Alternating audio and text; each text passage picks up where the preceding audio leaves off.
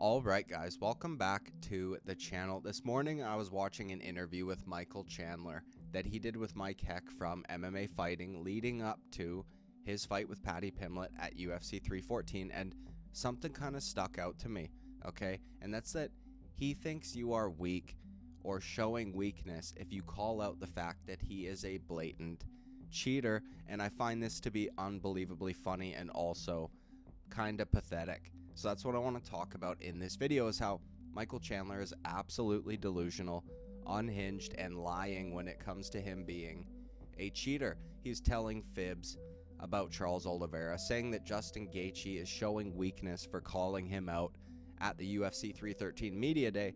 He's just making the most ridiculous excuses I have maybe ever heard of.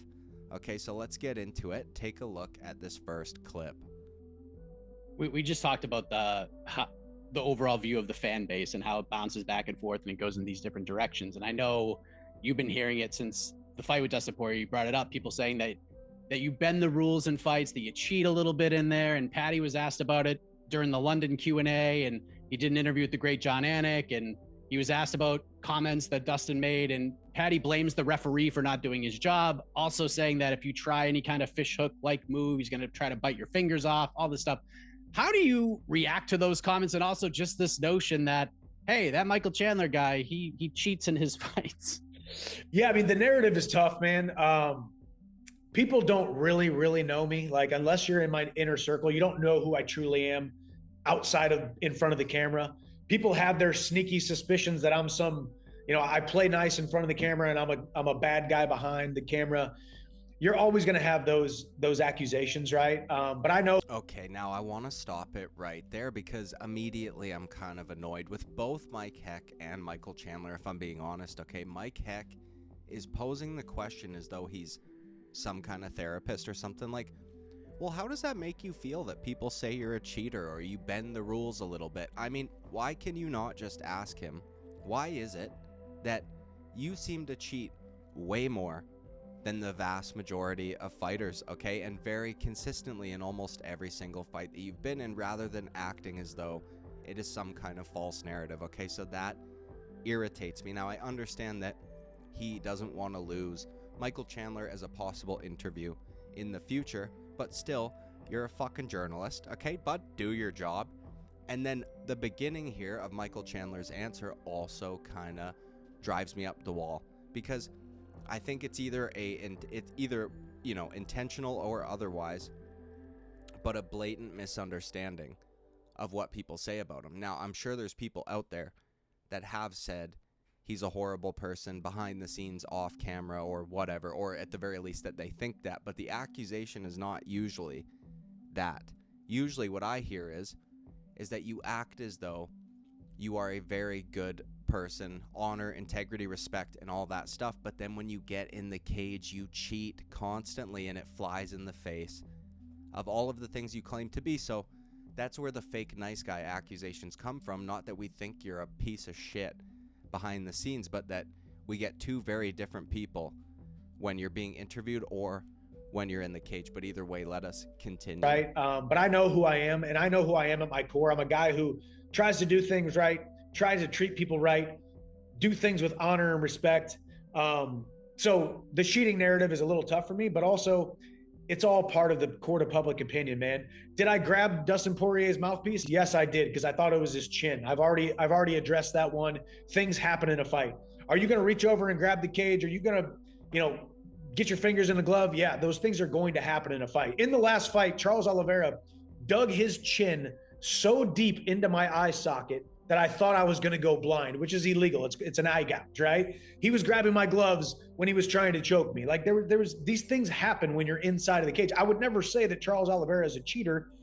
All right, now let's just ignore the fact that the inside of a mouth, whether or not you are wearing a mouthpiece, feels very different compared to the bottom of another man's chin.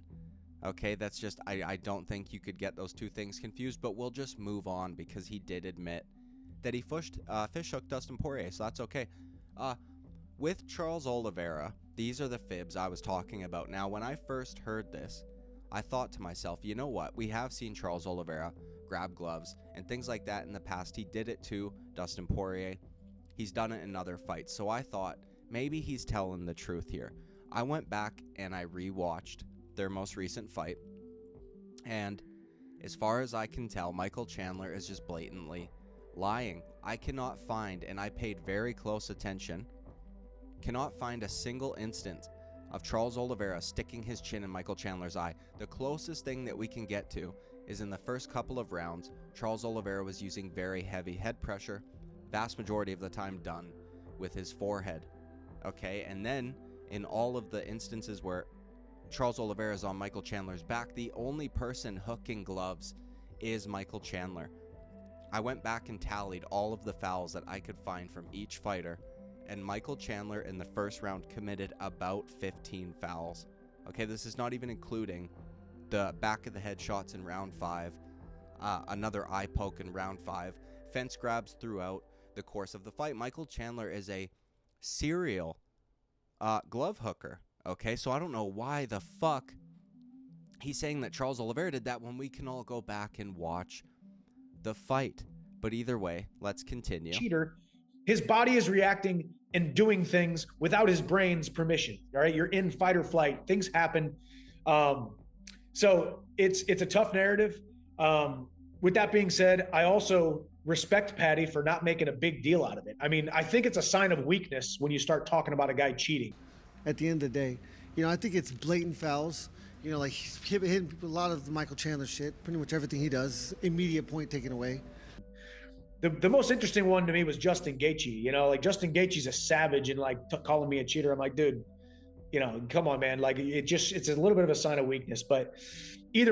Bro, the absolute fucking gall on Michael Chandler. Okay, listen, the level of gaslighting is kind of impressive. To be able to look at the camera, deadpan, straight in the face, and say that your opponents, who all beat you, by the way, are showing signs of weakness by calling you out for being a cheating fuck is kind of hilarious. I'm going to be honest. I'm not too mad at it just because it's so fucking funny.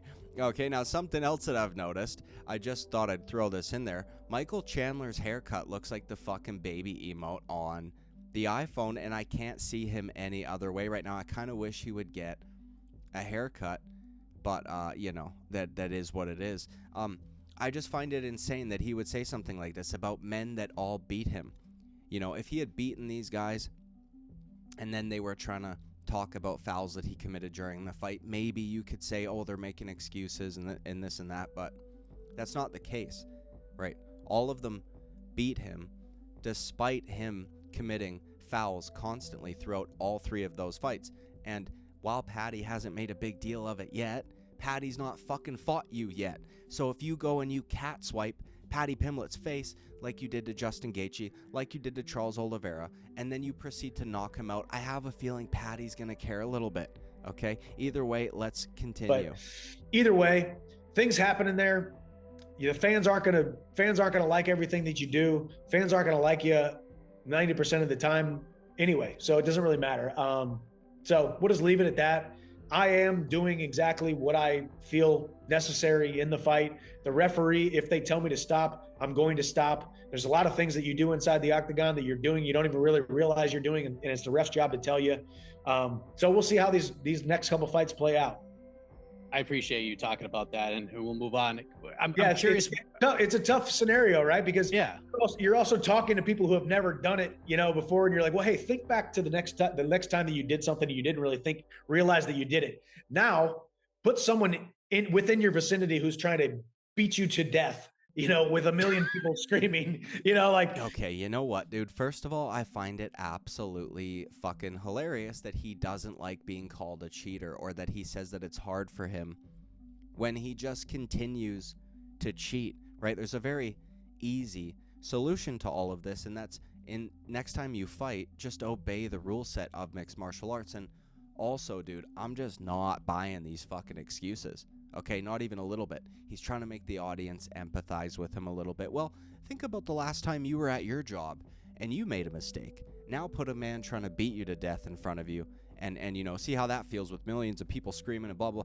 Well, I mean, there's thousands of people in arena, but okay, point taken. Now the thing is though, dude, I'm having problems with this. Okay, did somebody put a gun to your head and force you to become a professional fighter, or was that a conscious decision that you made on your own, Michael Chandler? Okay, because the only reason you have a man trying to beat you up is because you decided to do that for a living. And not to mention, for your entire adult life, you have been training at this thing. This is your profession. If an engineer fucks up to the point where a building comes down, tries to cheat the code, okay, that don't fly. And he can't use the excuse of, well, I was being pressured by the construction crew. That's not how that shit works, okay? This is your profession. Figure it out. Stop gaslighting people, for Christ's sake. Although you can keep doing it because I think it's kind of funny. Anyways, dude, that's it for this video. Like and subscribe. I would greatly appreciate it. I will see you at the next video. Bye-bye.